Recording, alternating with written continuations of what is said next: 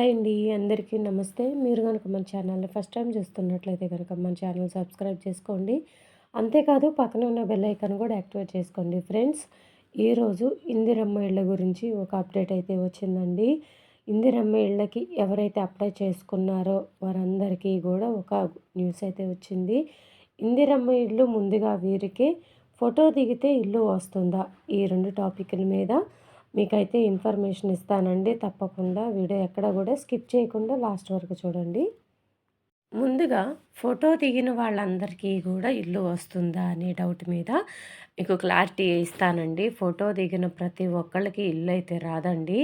వాళ్ళ అర్హతను బట్టి ఇల్లు అయితే వస్తుంది. అంటే ఇంతకుముందు వాళ్ళు ఏమైనా గవర్నమెంట్ నుంచి బెనిఫిట్ పొందారా?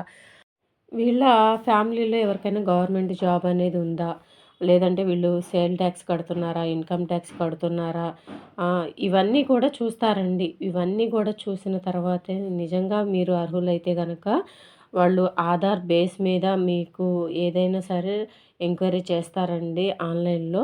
చేసిన తర్వాత మాత్రమే ఈ ఎంక్వైరీ అయిపోయిన తర్వాత నిజంగా మీరు అర్హులైతే గనక మీకు తప్పకుండా ఇల్లయితే వస్తుంది. స్థలం ఉన్న వాళ్ళకి డబ్బులైతే రిలీజ్ చేస్తారు. అంతేకాదు స్థలం లేని వాళ్ళకి తర్వాత ట్రిప్‌లో స్థలము ప్లస్ ఇల్లు వాళ్ళే కట్టేసి ఇస్తారండి. ఈ ఎంక్వైరీ అయితే తప్పనిసరిగా జరుగుతుంది. ఈ సర్వే అనేది కంప్లీట్ అయిన తర్వాతనే బెనిఫిషియరీ లిస్ట్ అయితే రిలీజ్ చేస్తారు. అంతేకానీ మేము ఫోటో దిగాము అంటే ఇక మాకు ఇల్లొచ్చేసినట్టే, ఇంక మాకు సర్వే కంప్లీట్ అయిపోయినట్టే అని చెప్పేసని అనుకోవద్దు. ఆన్‌లైన్‌లో కంపల్సరీగా అన్నిటిని ఎంక్వైరీ చేసిన తర్వాతనే మీ పేరనేది ఎలిజిబుల్ లిస్ట్‌లో రిలీజ్ చేస్తారండి.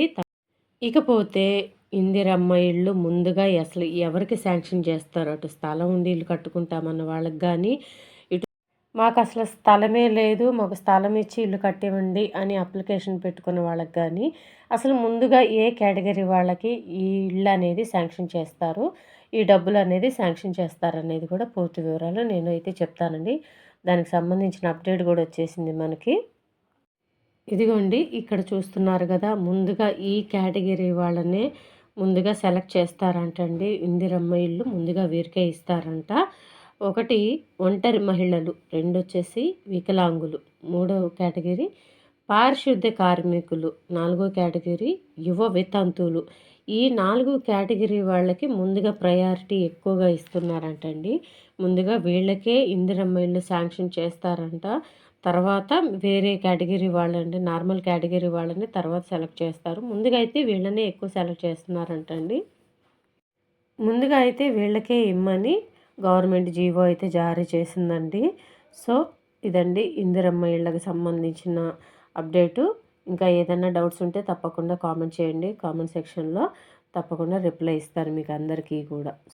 సో ఇదండి ఈరోజు వీడియో. వీడియో కనుక నచ్చినట్లయితే మీ ఫ్రెండ్స్‌లో, ఫ్యామిలీ మెంబర్స్‌లో అందరికీ షేర్ చేయండి. వీడియో నచ్చితే కనుక ఒక చిన్న లైక్ ఇచ్చి సపోర్ట్ చేయండి. Thank you.